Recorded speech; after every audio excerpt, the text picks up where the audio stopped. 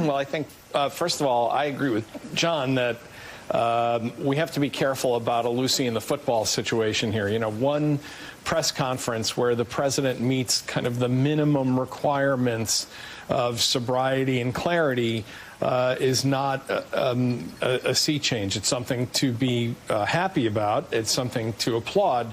But I think, you know, the president has trouble focusing, and I think that's true for this administration in general. I think most Americans would probably be happy if Tony Fauci became president right about now. I don't think it's going to be a good move to try to go for a national lockdown. And I don't say this because I'm not a medical doctor. Looking at this as a matter of policy, I think the problem is that this president has lost the benefit of the doubt with a lot of people.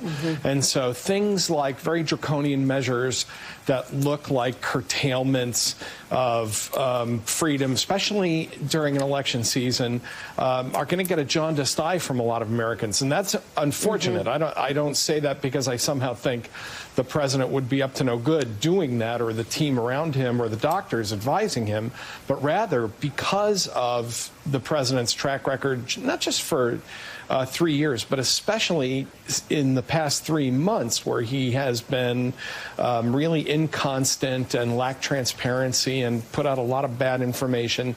If the president and the White House tries to move forward now with these really draconian solutions, I think you're going to have people second-guessing him because, again, he's lost the benefit of the doubt among a lot of Americans.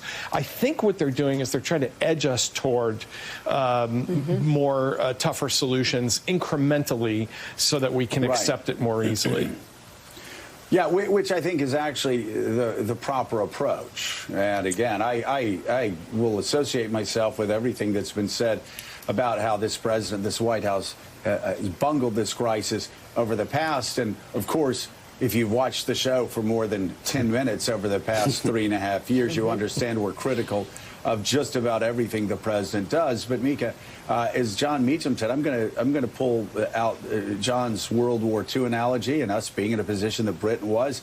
We are all joined together as a country fighting an epidemic that could end up, let me say this again, based on a study that got to the White House yesterday, kill more people, kill more Americans than died in World War I, World War II, the Civil War, and Vietnam.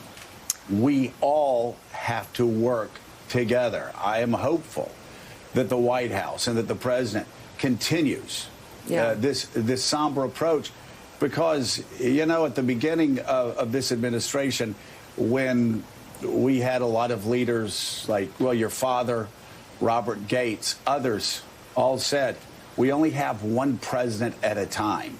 We have to do everything we can do to make sure this president succeeds. Well, obviously, this president has made that very difficult over the past 3 years.